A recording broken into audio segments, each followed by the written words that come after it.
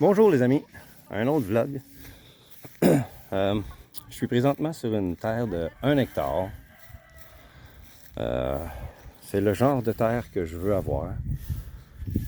Quelqu'un m'a parlé d'une terre dans cette direction. Dans cette direction, il y a une terre de 1 hectare à vendre.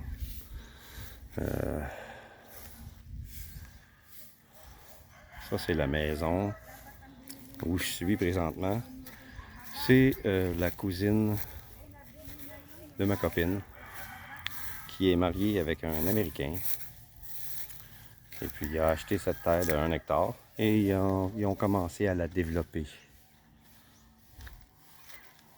Et ici, ils ont un petit jardin. Ça, je sais pas c'est quoi. Ça a l'air d'un fish pond, pas utilisé pour l'instant.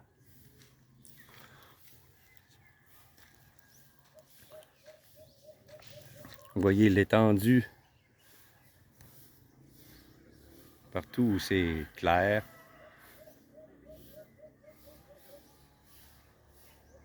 C'est à eux autres. Même où il y a la clôture de bambou là-bas. À ce que j'ai su, ils veulent faire un gros fish pond là pour des poissons et les canards qu'ils possèdent.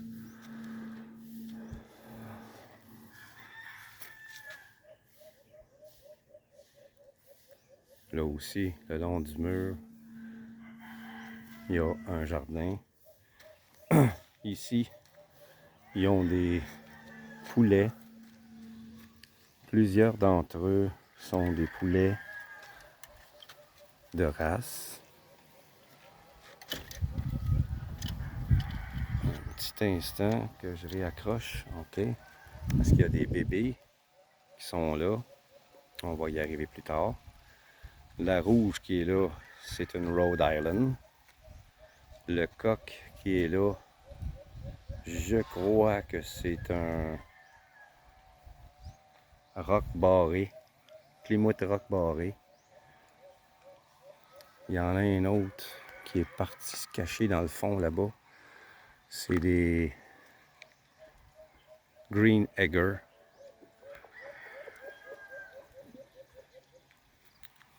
Je crois que la noire ici aussi.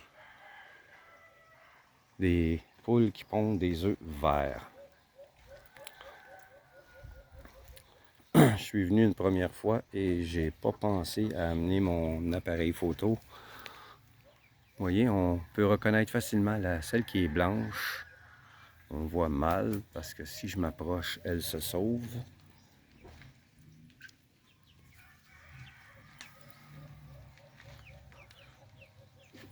Vous voyez, la blanche qui est là, elle a de la barbe. Donc, elle est mélangée avec une race qui pond bleu et une race qui pond brun, ce qui fait qu'elle pond des œufs verts. Ils appellent ça Green Egger.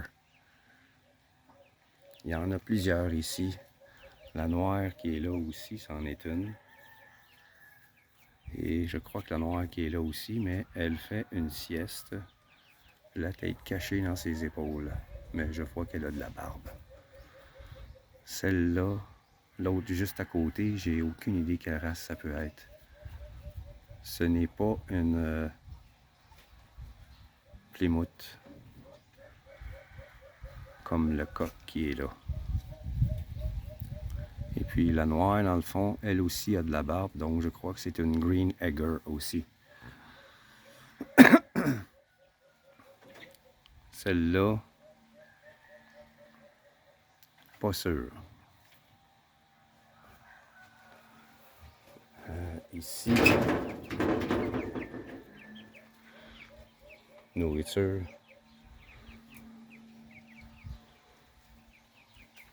Et les bébés qui sont là, c'est des Green Egger aussi.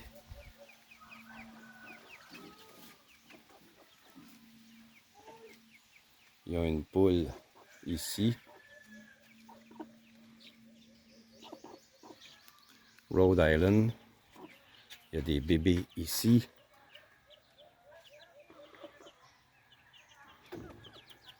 Ceux-là, ce seront probablement des natifs, des poules natifs des Philippines. Elle s'est fait un petit endroit à l'ombre pour travailler les plants.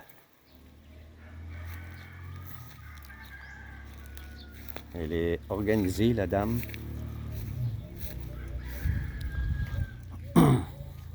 Je ne sais pas si c'est son mari qui lui a montré tout ça ou c'est dans ses gènes. Je crois qu'elle a été élevée ici, donc elle doit savoir un peu comment faire.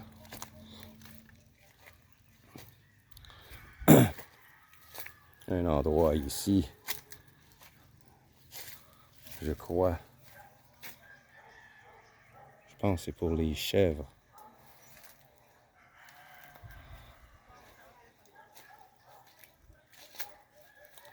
Ici, il commence à couper les arbres à droite et à gauche pour éclaircir.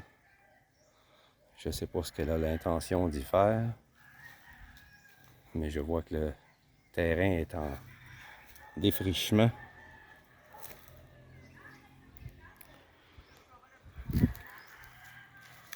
Vous voyez, un très bel arbre qui donne de l'ombre.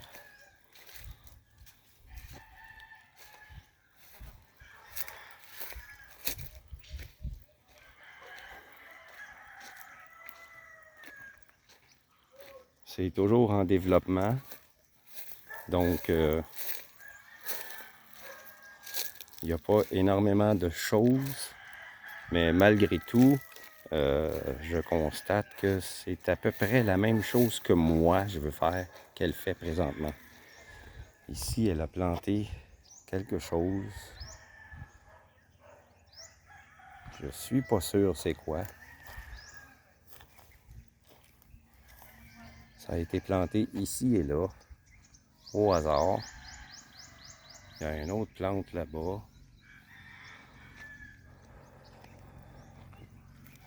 Je sais pas si c'est de la patate douce ou un autre genre d'igname. Il y a des gros plants là. Donc probablement que ça a été bouturé. Il y a cet arbre-là ici qui me chicote. Ça ressemble énormément aux érables qu'on a au Québec, mais c'est pas un érable. Les feuilles viennent d'une dimension exceptionnelle, très très très très grosse. Ah, j'en vois un là-bas que les feuilles sont encore plus grosses. Et vous allez voir, comparé à ma main, quelle grosseur ça peut venir. Mais ça, c'est pas le plus gros que j'ai vu dans ce genre d'arbre. Vous voyez ici, il y a beaucoup de roches. C'est toujours en développement. Il y a des bananiers tout le long. Ça, d'ici 6 mois, ça va produire. Ceux-là sont déjà assez matures. Eux autres vont donner bientôt ou ils ont déjà des bananes après. Je ne suis pas assez près pour le constater. Vous voyez la plante qui me fait penser aux feuilles d'érable. Regardez la grosseur de la feuille comparativement à ma main. C'est plus gros que ma main. Les feuilles sont extrêmement grosses et le plant, vous voyez comment c'est pas gros. C'est tout petit, ça a 2 pieds de haut et déjà les feuilles sont énormes. J'ai aucune idée c'est quoi.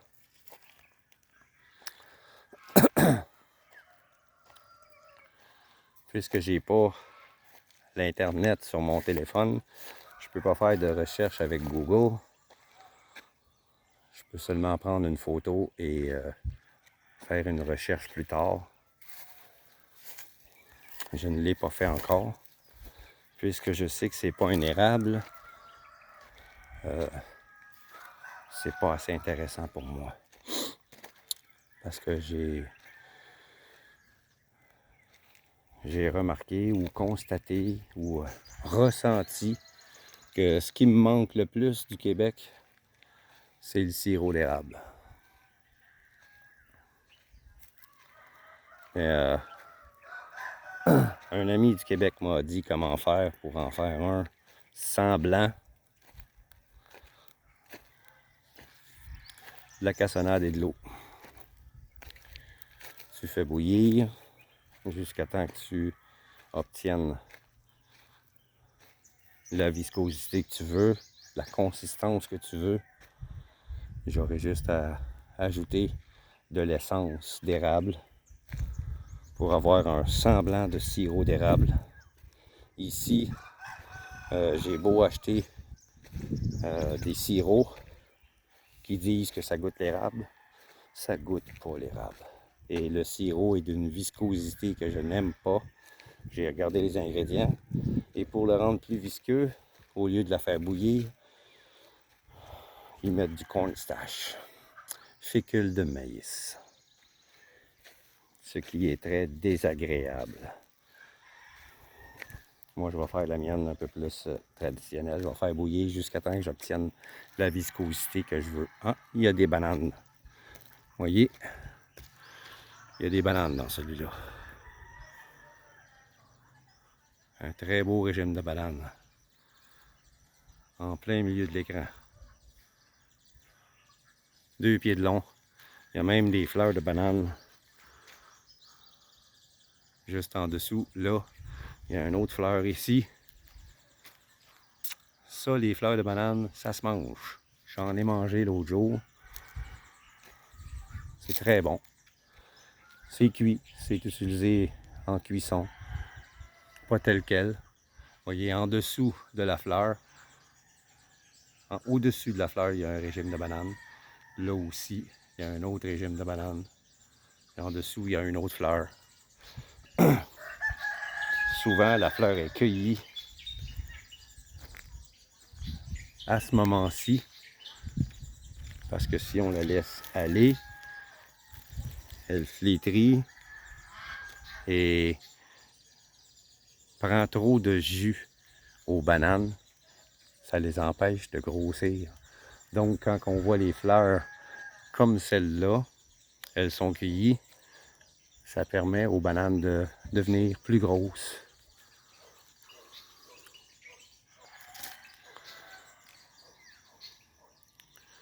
Je vais aller près de l'endroit où on m'a dit qu'ils sont en train de creuser un fish pond. Ils vont mettre des poissons là-dedans. Et en même temps, ça va être un endroit pour les canards pour aller se baigner, se rafraîchir.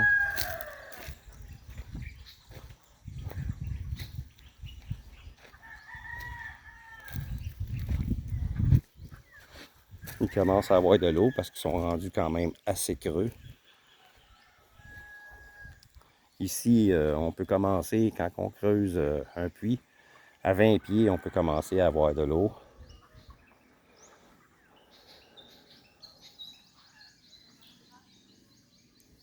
À 40 pieds, l'eau est plus potable.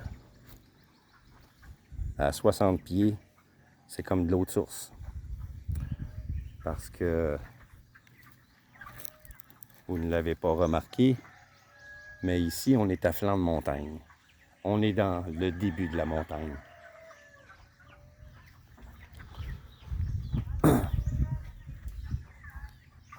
Il a déjà commencé à installer des tuyaux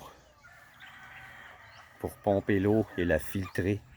Donc, l'eau va être claire.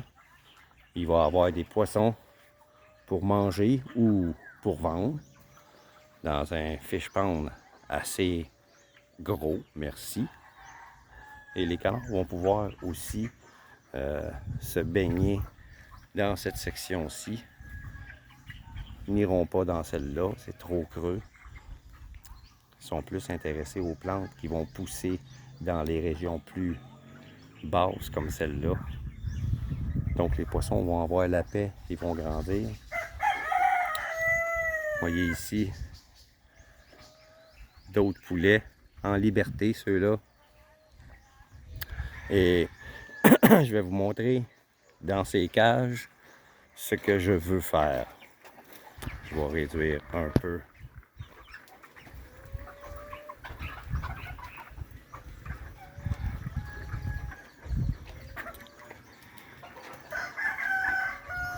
L'élevage de poulets de chair. À vue de nez, il y en a au moins une cinquantaine.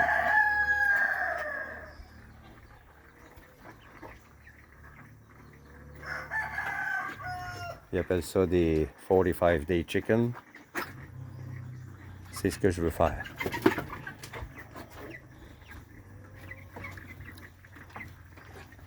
Ça, c'est 1,40, 140 pesos la livre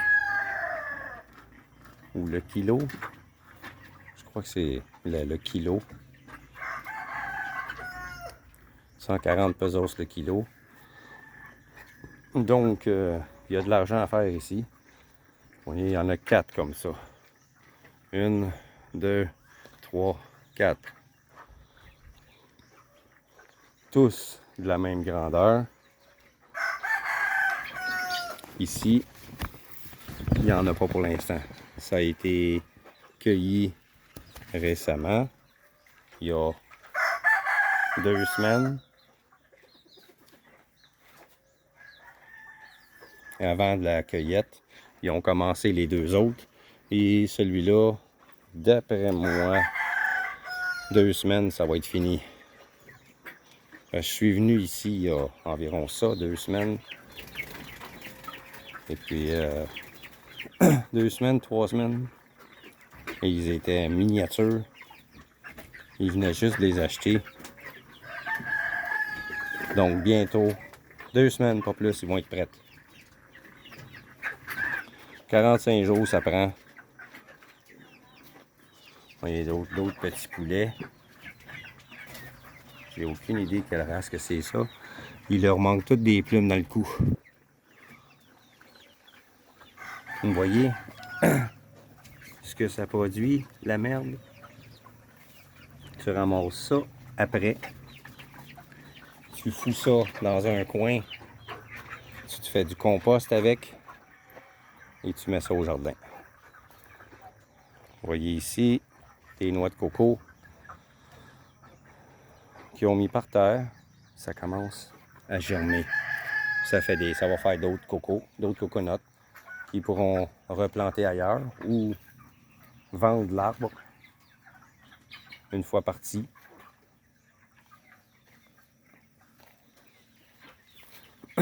Oui, ici, d'autres poulets, des chèvres. Moi, les chèvres, j'en veux pas. Et des poulets. Oui, oui. Les poulets libres, j'en veux pas. Dangereux pour les maladies. Donc, je vais éviter d'avoir ça. Ces deux-là, ils ont été séparés parce qu'ils étaient malades.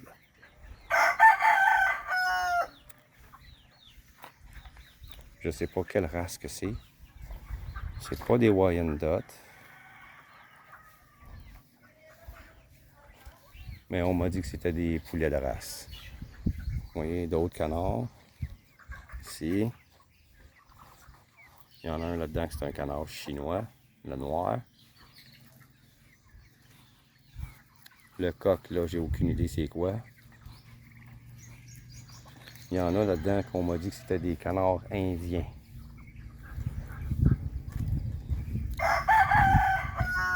J'ai pas beaucoup d'affinité avec les canards, ni les oies et ni les dindons. Donc c'est des animaux que je vais éviter. Les chèvres non plus, je n'aime pas beaucoup.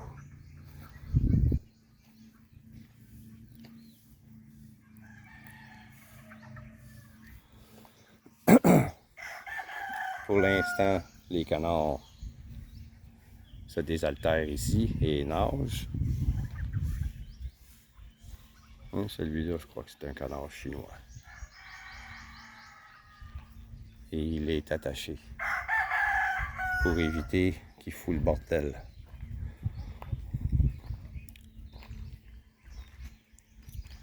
Ici, je sais pas c'est quoi. Je sais qu'ils ont plusieurs employés qui travaillent pour eux. Alors, vous voyez les coconuts, les cocotiers partout sur le terrain. C'est un peu trop gros pour moi. Si j'en ai et qu'ils me nuisent, je vais les couper pour le bois. Parce que le bois de cocotier est très dur. Et c'est le matériau de construction le plus utilisé ici pour construire les maisons. Les toitures, des choses comme ça. Les meubles. Vous voyez, celui-là, c'est des noix de coco jaunes. La plupart sont vertes comme celle-là. Je vais essayer de m'approcher. Sont vertes comme ça. Celui-là, c'est une autre variété. J'ai jamais goûté celui-là encore. Toujours le vert. Mais ils en ont quelques-uns. Il y en a un autre là-bas.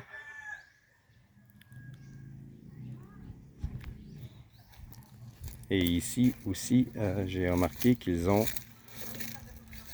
un pomelo. Je ne sais pas comment on appelle l'arbre. Pomelier ou... Mais c'est un arbre qui produit des pomelos. Juste à côté de la maison. Et il y a celui-là ici, un manguier. Plein de mangues. Plein de mangues. Je vais m'approcher pour vous montrer.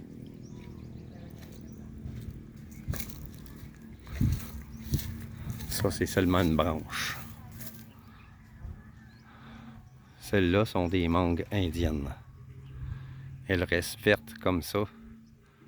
Mais ils sont très sucrés. Celle-là, ça, c'est juste une branche. Une partie de la branche. Parce que l'autre partie est là. Il y a autant de mangues dedans. Vous voyez ici. Elles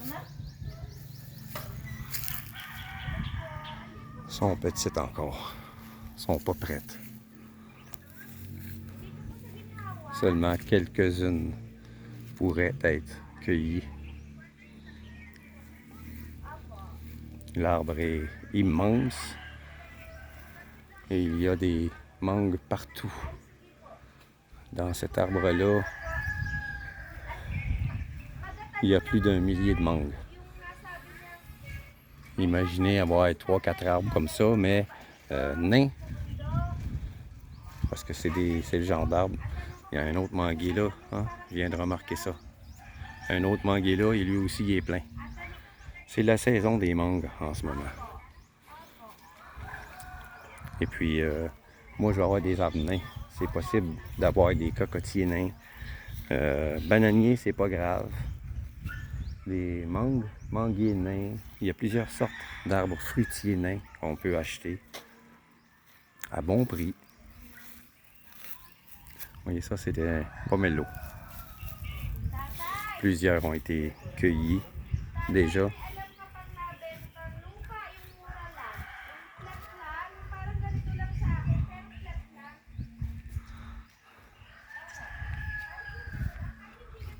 Ouais.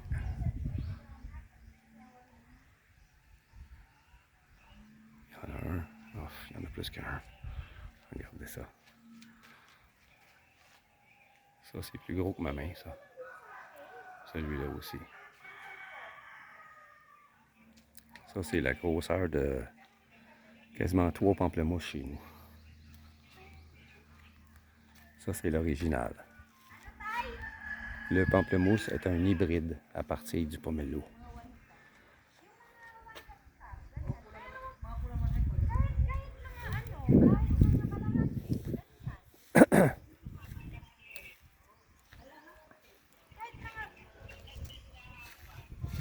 Donc, je vais mettre fin à ce vlog.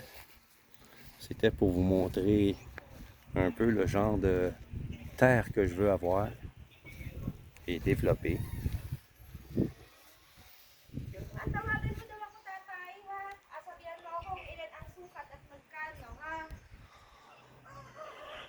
En ce moment, c'est nuageux, c'est très agréable. Ici, c'est venteux, donc ce n'est pas excessivement chaud. Je suis venu une autre journée où c'était ensoleillé et puis c'était très agréable. Le vent vient directement de la montagne. On est au pied de la montagne, vous voyez. Je vais vous montrer. C'est pas à cause des arbres, mais là, vous voyez, la montagne est là. Tout le long. Jusque là, la montagne. Et elle continue derrière les arbres ici. On ne le voit pas parce qu'on est trop près des arbres. Hello, how are you? Good.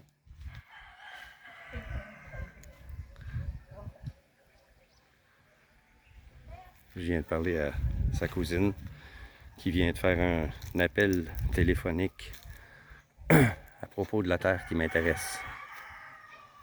C'est un de ses voisins qui lui a offert.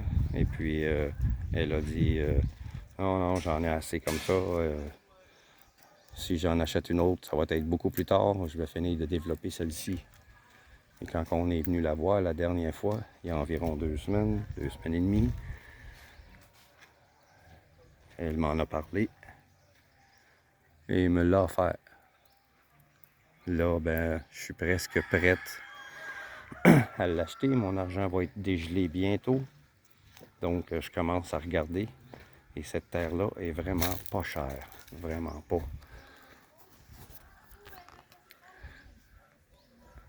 Je veux pas dire le prix parce que je veux pas me faire couper l'herbe sous le pied. Une fois que la transaction sera faite, je dirai combien j'ai payé pour cette terre de 1 hectare. Et ici, c'est l'idéal. On a la paix. Il n'y a pas énormément de chiens qui jappent tout le temps. Seulement quelques coqs de ce côté qui chantent. Là, j'en ai pas entendu. Là, j'entends des canards. Ici, il y a des coqs, mais moi, j'en veux seulement un. Pour avoir des œufs fertiles et les mettre en couveuse et vendre les poussins. Je vais avoir du Rhode Island. Comme ça, je vais avoir du poulet qui va être bon pour ceux qui veulent avoir des œufs. Et du poulet à chair aussi. Le Rhode Island est bon pour ça. Avec des bons contacts, je vais réussir à vendre des poulets.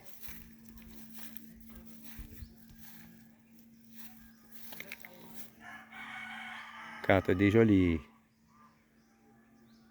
poulets pour... ça, c'est un autre jardin. Quand tu as déjà les poulets pour produire du bébé, ça ne coûte pas énormément cher parce que les bébés, tu les vends bébés. Donc, tu les nourriras pas en tant que tels très longtemps. Ça risque d'être assez payant pour aider à payer soit les taxes de la terre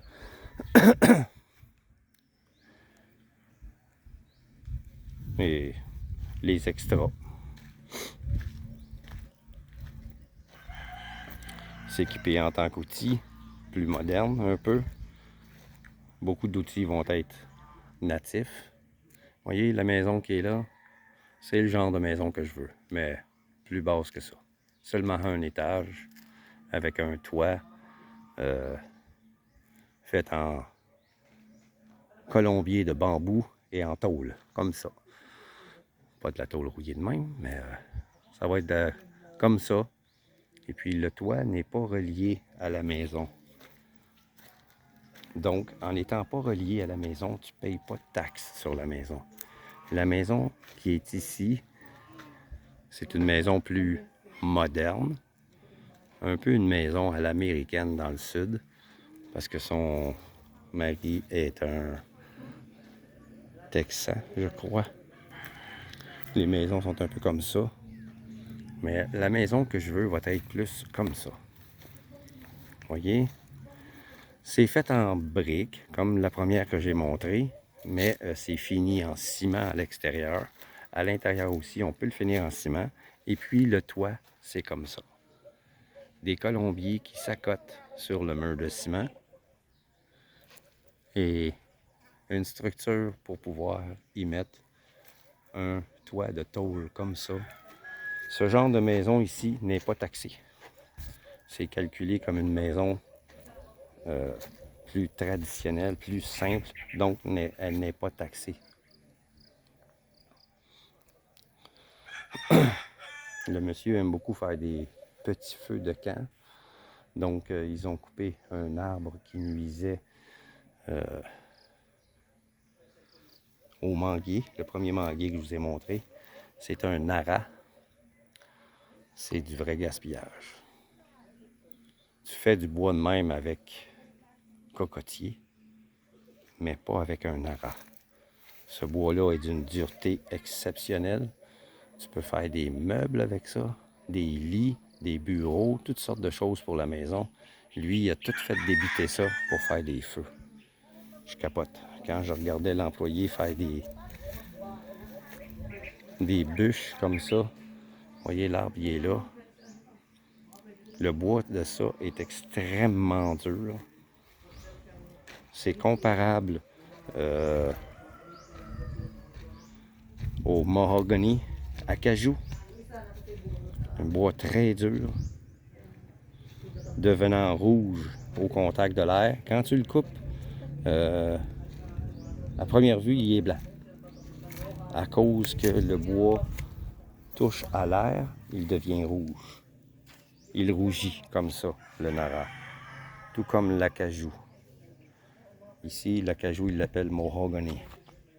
Parce que la variété qu'ils ont ici, la plus grosse, majeure partie des mahogany qu'ils ont ici ne produisent pas de noix d'acajou, comme on connaît. C'est pas la même espèce, pas la même variété.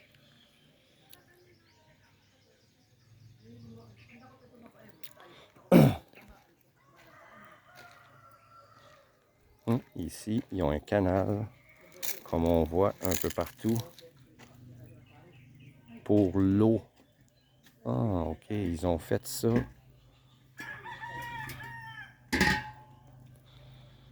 Pour l'eau qu'il pourrait avoir en trop dans le jardin. Le jardin est un petit peu en pente, donc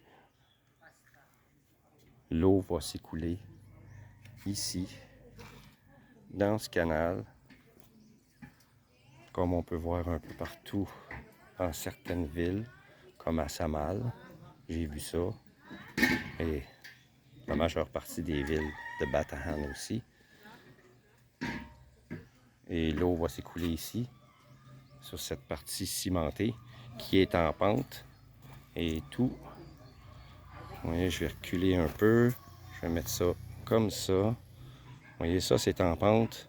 Il y a une autre rigole ici, une autre là en terre, pour l'eau en trop qui va s'en aller comme ça. Elle va sortir là. Elle va s'en aller dans la roche et être absorbée par le sol. Tout a été pensé en fonction de ne pas être inondé.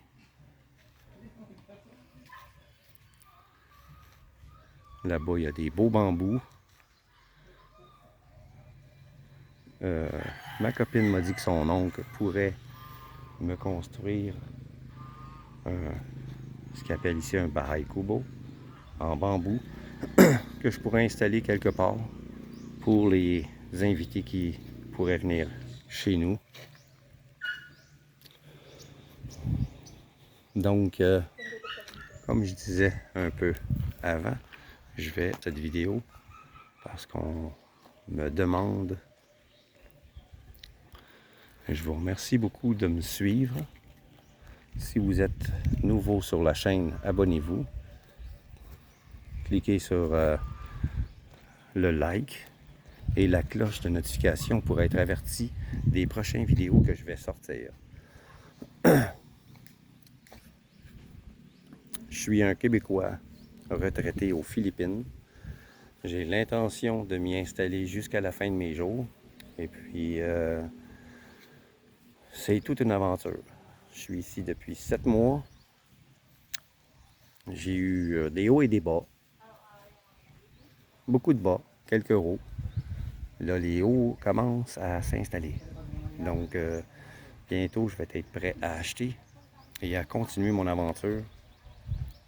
Et je vais faire d'autres vidéos de ma nouvelle terre, maison en construction, comment je vais faire mon jardin, poulailler, etc. Je vais faire des vidéos là-dessus pour montrer comment je m'y prends. Et puis, ça va être le fun. Vous allez voir. Et ceux que ça intéresse de venir s'installer ici, eh bien, moi je vous dirais, c'est fantastique.